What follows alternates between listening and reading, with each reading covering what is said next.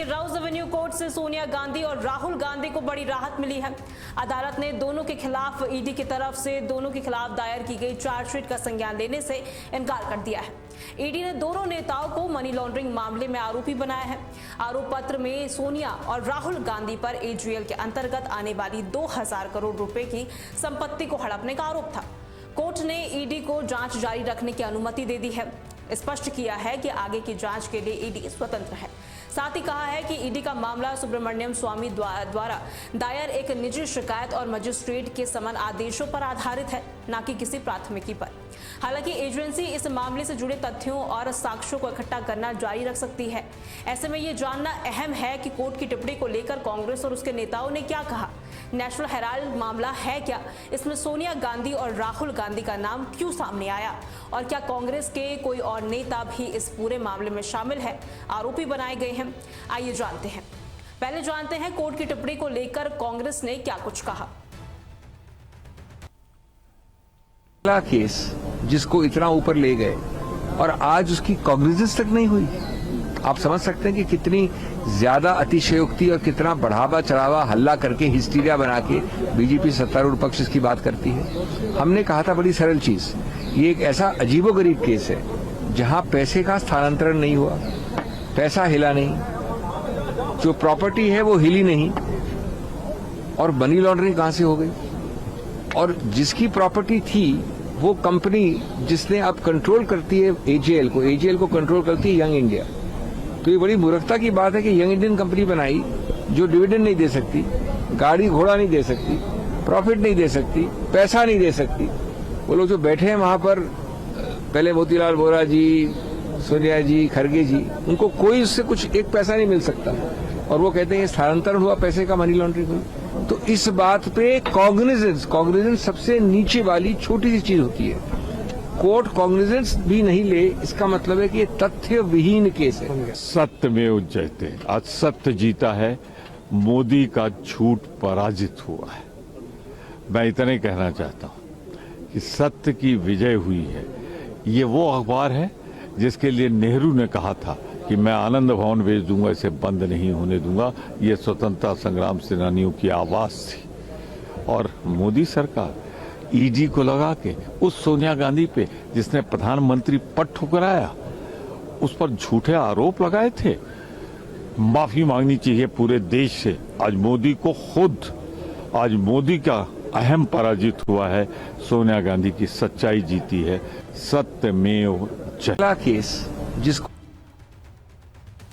इस मामले में कोर्ट की टिप्पणी आने के बाद से ही कांग्रेस नेताओं ने इसे सत्य की जीत करार दे दिया है। कांग्रेस ने अपने आधिकारिक एक्स खाते से एक पोस्ट में लिखा, सत्य की जीत हुई है। मोदी सरकार की बदनीयत और गैर कानूनी तरीके से की गई कार्रवाई पूरी तरीके से बेनकाब हो गई है।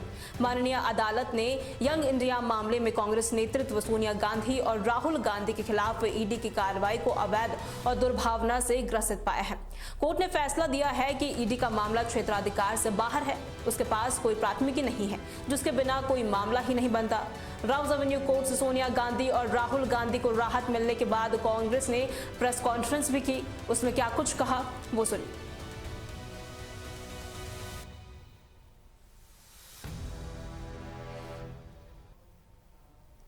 इस्तेमाल किया गया है, सीबीआई के सामने शिकायत डाली गई, इनकम टैक्स डिपार्टमेंट को जुरिस्डिक्शन दी गई, और अब पिछले 7 सालों से ईडी का दुरुपयोग किया जा रहा है। हमारी राय में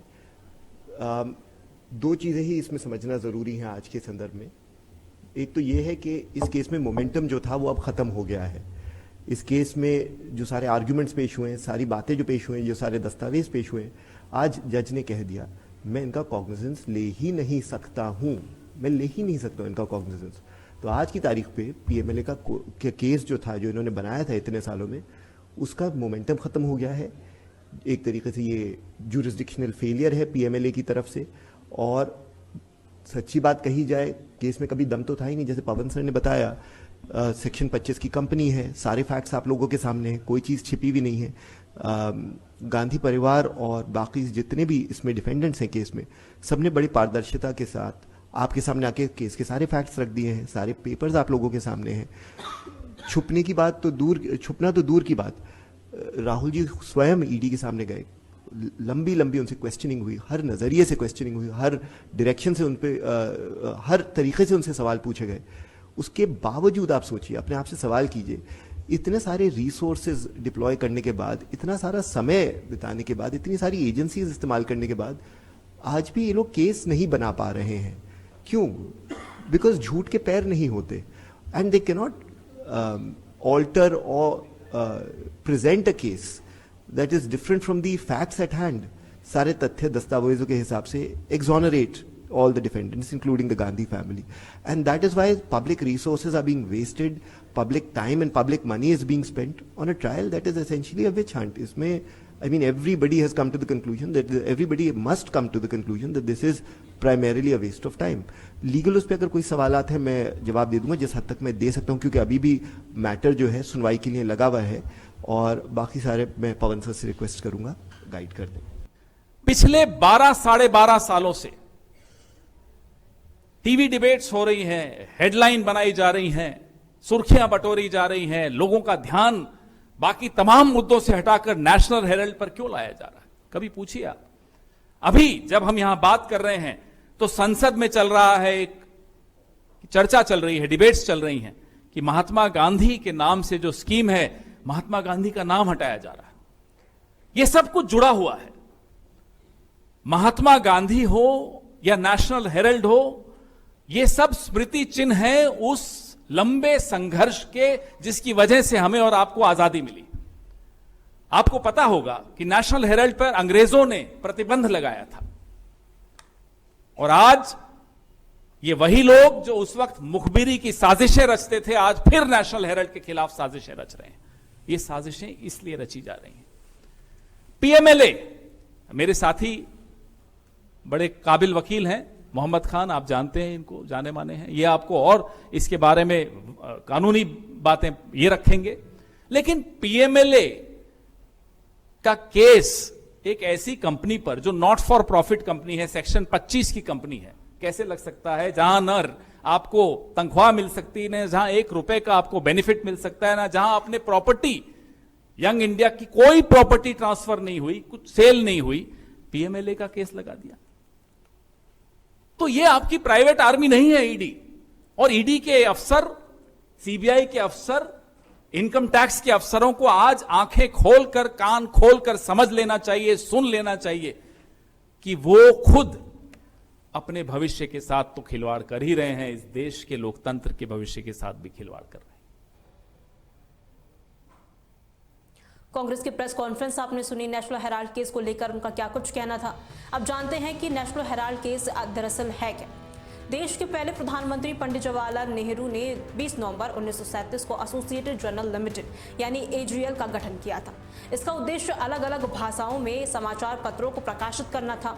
तब एजीएल के अंतर्गत अंग्रेजी में नेशनल हेराल्ड, हिंदी में नवजीवन और उर्दू में कौमी आवाज समाचार पत्र प्रकाशित हुए थे। भले ही एजीएल के गठन में पंडित जवाहरलाल नेहरू की भूमिका थी, लेकिन इस पर मालिकाना हक कभी भी उनका नहीं रहा, क्योंकि इस कंपनी को 5000 स्वतंत्रता सेनानी सपोर्ट कर रहे थे और वही इसके शेयर होल्डर भी थे। 90 के दशक में यह अखबार घाटे में आने लगा। साल 2008 तक एजीएल पर 90 करोड़ रुपए से ज्यादा का कर्ज चढ़ गया। तब एजीएल ने फैसला किया कि अब समाचार पत्रों का प्रकाशन नहीं किया जाएगा। अखबारों का प्रकाशन बंद करने के बाद एजीएल प्रॉपर्टी बिजनेस में उतरी। 2012 में बीजेपी नेता और देश के नामी वकील सुब्रमण्यम स्वामी ने नेशनल हेराल्ड मामले में सोनिया गांधी, राहुल गांधी, मोतीलाल वोरा, ऑस्कर फर्नांडिस, पत्रकार सुमन दुबे और टेक्नोक्रेट सैम पित्रोदा के खिलाफ मामला दर्ज कराया। तब केंद्र में कांग्रेस नेतृत्व वाली यूपीए की सरकार थी। सुब्रमण्यम स्वामी ने दावा किया कि यंग इंडिया लिमिटेड ने 2000 करोड़ रुपए से अधिक की संपत्ति और लाभ हासिल करने के लिए गलत तरीके से निष्क्रिय प्रिंट मीडिया आउटलेट की संपत्ति को अधिकृत किया। स्वामी ने यह भी आरोप लगाया कि वीआईएल ने 90.25 करोड़ रुपए की वसूली के अधिकार हासिल करने के लिए सिर्फ 50 लाख रुपए का भुगतान किया था, जो एजीएल पर कांग्रेस पार्टी का बकाया था। ये राशि पहले अखबार शुरू करने के लिए कर्ज के रूप में दी गई थी। उन्होंने ये भी कहा और ये आरोप भी लगाया कि एसोसिएटेड जर्नल लिमिटेड को दिया गया कर्ज अवैध था, क्योंकि ये पार्टी के फंड से लिया गया था। 2014 में जब केंद्र में बीजेपी की सरकार आई तो इस मामले में जांच ईडी ने शुरू की। मामले में सोनिया और राहुल गांधी पर कार्रवाई की तलवार लटकने लगी। ऐसे में दोनों कोर्ट पहुंचे। 19 दिसंबर 2015 को निचली अदालत ने इस मामले में दोनों की जमानत दे दी थी, लेकिन 2016 में सुप्रीम कोर्ट ने उनके खिलाफ कार्रवाई रद्द करने से इनकार करते हुए मामले के सभी 5 आरोपियों यानी कि सोनिया, राहुल गांधी, मोतीलाल वोरा, ऑस्कर फर्नांडिस और सुमन दुबे को व्यक्तिगत उपस्थिति से छूट दे दी थी। 2018 की हम बात करें तो यहां पर केंद्र सरकार ने 56 साल पुराने स्थायी पट्टे को समाप्त करने का फैसला लिया। इसके अलावा हेराल्ड हाउस परिसर में एजीएल को इस आधार पर बेदखल करने का फैसला किया गया कि एजीएल कोई प्रिंटिंग या पब्लिकेशन गतिविधि नहीं कर रहा था, जबकि इसी काम को बिल्डिंग करने के लिए 1962 में आवंटित किया गया था। हालांकि 5 अप्रैल 2019 को सुप्रीम कोर्ट ने अगली सूचना तक सार्वजनिक परिसर अधिनियम यानी 1971 के तहत एजीएल के खिलाफ कार्रवाई पर रोक लगाने का आदेश दिया था। इस मामले में ईडी ने सोनिया और राहुल को पूछताछ के लिए भी बुलाया था और ऐसे में जिस तरीके से जो कार्रवाई हुई है, कहीं ना कहीं आज राहुल गांधी, सोनिया गांधी को एक बड़ी राहत मिली है। कोर्ट के इस फैसले से जहां एक और कांग्रेस को बड़ी राहत मिली है, वहीं ईडी को मामले में जांच जारी रखने की अनुमति भी दे दी गई है। आगे इस मामले में क्या कुछ मोड़ आता है, इस पर हमारी नजर बनी रहेगी।